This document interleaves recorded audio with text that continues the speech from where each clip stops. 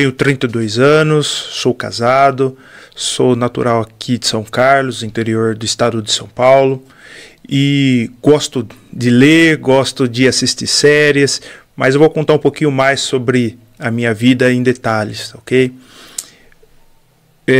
Desde quando eu nasci aqui em São Carlos, quando muito novinho ainda, os meus pais acabaram se separando e minha mãe ela sempre trabalhou fora, né? Então, boa parte da nossa infância, e quando eu falo nossa, minha e dos meus irmãos, a gente sempre buscou estudar, sempre buscou formas de adquirir conhecimento, porque minha mãe sempre prezou pelo estudo, né? E boa parte da minha infância eu passei ali em casa, na casa dos meus avós, e sempre gostei, né, de fazer vários tipos de esporte, vários tipos de curso, sempre buscando algo para poder ocupar o meu tempo. Afinal, nós ficávamos em casa e minha mãe sempre trabalhando em indústrias, em empresas, enfim.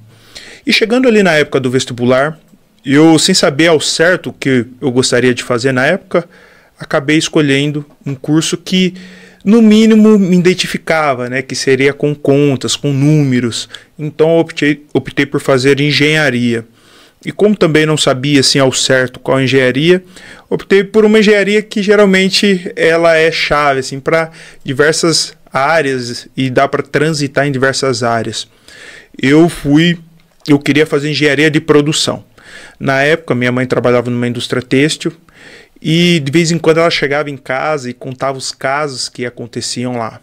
Então isso me influenciou, acabei fazendo o vestibular para passar em engenharia têxtil e fui morar no Paraná, na Universidade Tecnológica Federal, no qual foi a universidade que eu passei. Então, ali na graduação, fiz o primeiro ano, foi muito legal, consegui ter um bom desempenho como aluno, porém, ao final do primeiro ano, Sofia, eu comecei a ter algumas crises existenciais. Por quê? Eu não entendia, né, o porquê que fazer aquele monte de conta, que geralmente os cursos de engenharia, eles têm uma grade básica, nos quais você faz ali vários tipos de cálculos, mas muito na teoria.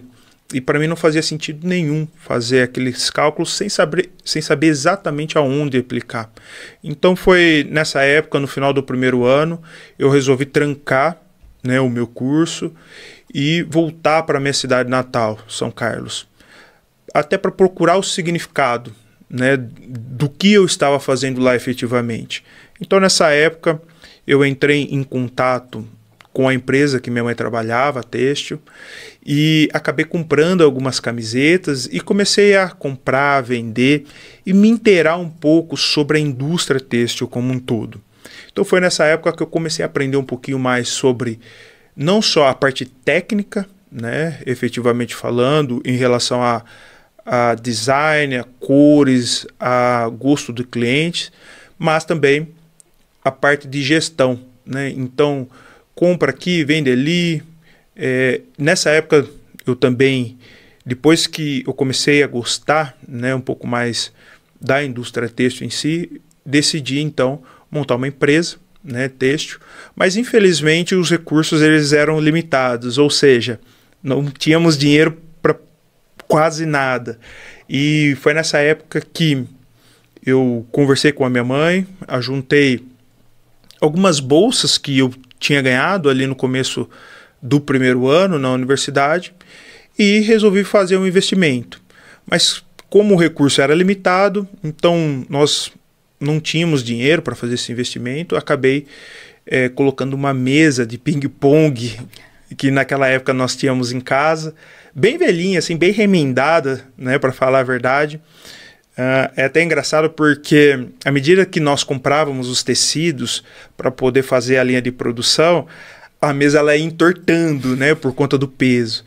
E até que chegou o momento que não teve jeito, né, nós tivemos que efetivamente trocar a mesa de corte.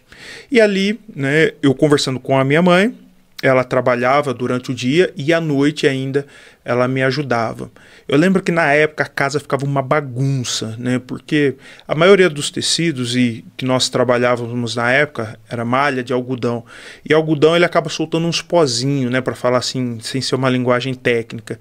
E a casa ficava toda empoeirada, né? Então foi uma fase de descoberta, eu diria assim, né? De grande crescimento, de aprender, né, como efetivamente fazia um processo produtivo na prática.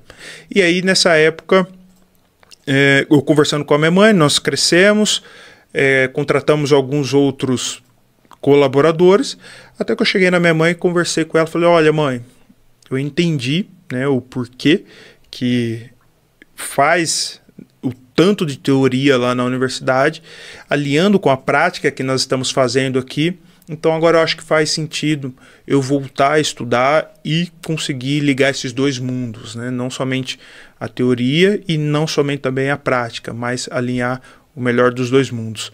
Então eu fiz uma proposta para que ela saísse da empresa que ela trabalhava para ficar efetivamente na nossa empresa, na minha empresa da época, e ela aceitou, né? Então ela cuidava de toda a parte produtiva e eu vim fazer a parte administrativa, financeira, de marketing e comercial.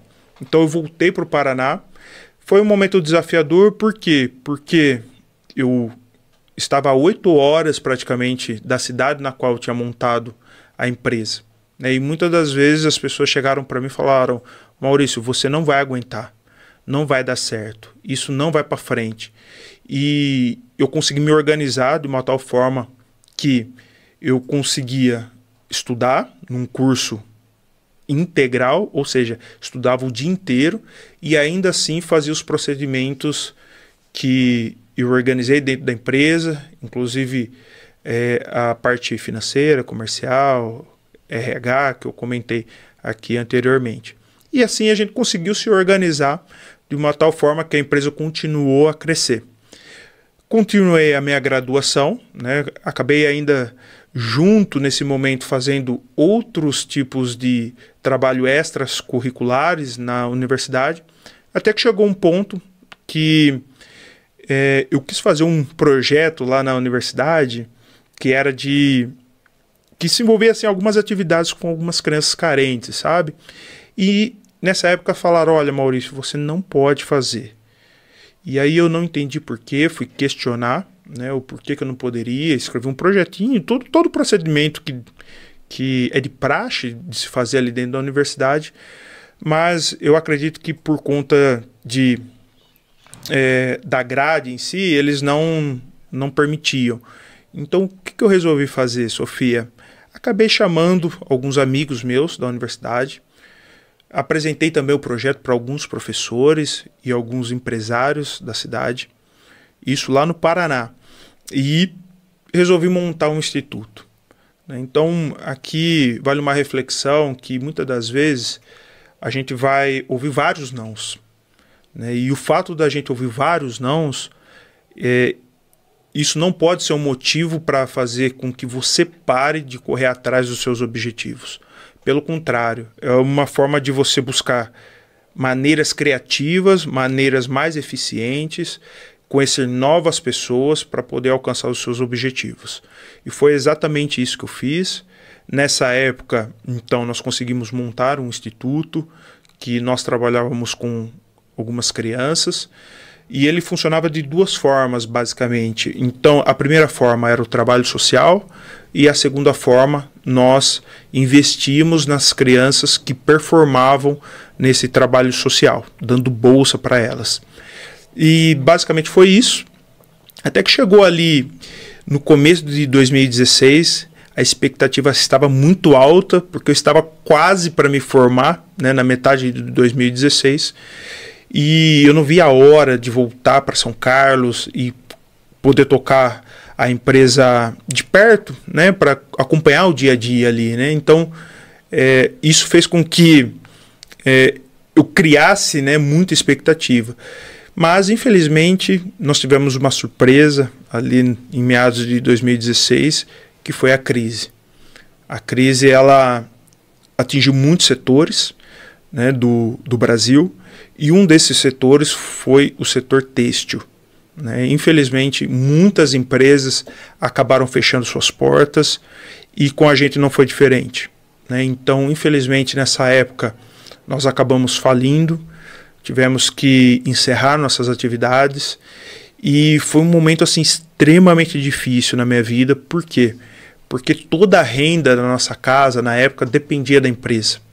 E não só isso, o próprio instituto, que na época nós havíamos contratado alguns professores, nós já estávamos dando bolsa para alguns alunos do instituto, eles dependiam 100% da receita da empresa, né? Então, infelizmente, eu tive que tomar essa decisão por livre e espontânea, sem opção de poder fazer outras coisas. Então eu encerrei, né, a questão da empresa. E aí eu acabei fazendo com que, junto com a minha mãe, pensando, poxa, o que nós vamos fazer agora, né? E muitas das vezes eu lembro da minha mãe dormir, quando chegava assim por volta das 9, 10 horas da noite, a gente com fome, e não tinha o que comer, né, esse horário, e ela falou, olha, vamos dormir e amanhã nós vamos acordar, vamos pensar alguma forma da gente reverter toda essa situação. Então foi um momento de bastante reflexão, né, sobre, poxa, por onde é que nós vamos ir agora? E aí, graças a Deus, nós conseguimos pensar algumas formas.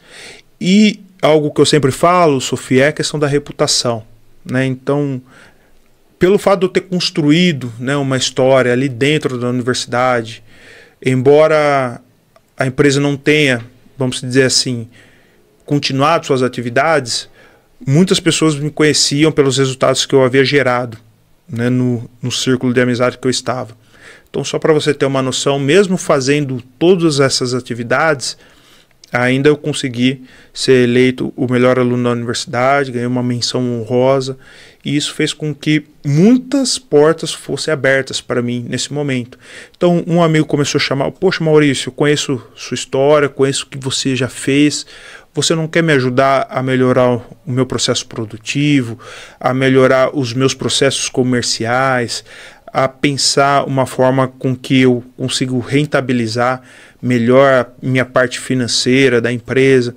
Então, nesse processo, eu comecei a prestar consultoria, né? Então, a consultoria ela abriu um leque, né, de conhecimento para mim, porque antes eu estava somente no têxtil, né, na minha própria empresa, e agora, quando eu fui ver, eu estava prestando consultoria para diversos setores, né? Então, eu posso citar alguns aqui que vai desde indústria de transformador até salões de beleza, né? Então, passando aí por pet shops, restaurantes, barbearias. Então, me trouxe uma gama de conhecimento muito grande de diversos setores.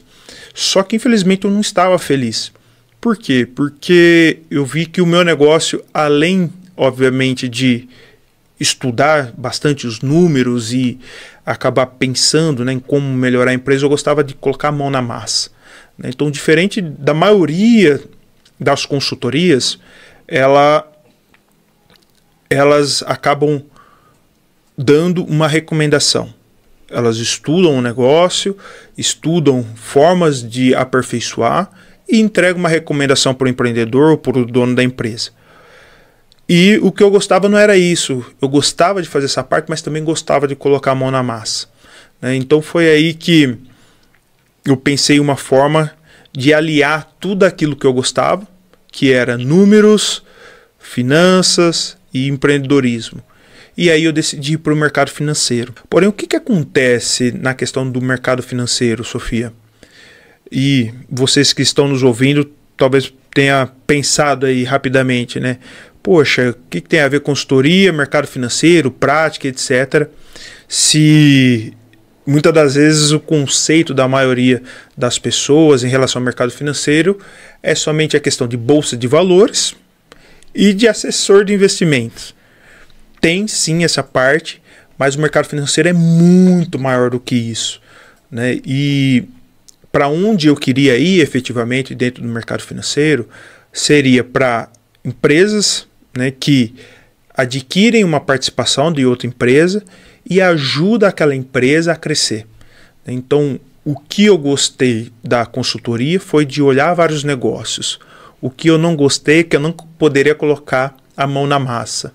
E dentro do mercado financeiro existe um setor muito específico para isso, que seria a questão dos fundos de investimento. Existem várias características de fundo, né, os que não colocam a mão na massa, mas existem os que colocam, e foi para esse efetivamente que eu, na época, planejei entrar. Então eu sabia que seria um processo extremamente difícil até eu chegar lá, por dois motivos. Número um, eu não estava preparado tecnicamente para isso, afinal muitas das pessoas que entram, né, no mercado financeiro, eles já vêm se preparando por um longo tempo. E número dois, eu não tinha uma experiência prática para poder passar nos processos seletivos e ser validado.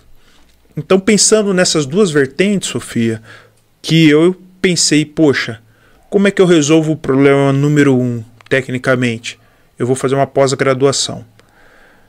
Número dois, como é que eu resolvo o problema número um, tecnicamente, fazendo uma pós-graduação? Número dois, é fazendo uma experiência prática que efetivamente me valide para que eu possa prestar um processo seletivo e ser bem sucedido. Então, nessa época de consultoria, surgiu a oportunidade de eu adquirir um salão de beleza. E, mais uma vez, falaram para mim, poxa, Maurício, você está ficando louco. Como é que um engenheiro, um cara que foi bem sucedido na faculdade, um cara que teve uma indústria com mais de 15 funcionários, um cara que prestou consultoria, vai comprar um salão de beleza? Então, me julgaram muito por isso, só que eles não enxergavam o que eu estava enxergando. Então, nessa época, eu comprei um salão de beleza feminino, foi um sucesso, nós crescemos, abrimos segunda unidade e aí nós recebemos uma proposta de venda do salão. Isso eu estou falando aqui aproximadamente no final de novembro de 2019. E lembra, o objetivo era entrar no mercado financeiro. No início de 2020, em janeiro de 2020, eu passei num processo seletivo. E ali para o final de 2023, início de 2024, nós vimos essa oportunidade de investir em motos. Então, nós começamos a comprar motos ali no começo de 2023, mas de uma forma bastante informal, como uma renda extra, na verdade. Então, compramos uma. E aí, para o final ali, meados de 23 e final de 23, começo de 24, nós começamos a estruturar efetivamente a empresa. Então, começamos a comprar mais motos, a contratar mais colaboradores, a desenvolver processos mais efetivos, e foi aí que surgiu a Alu.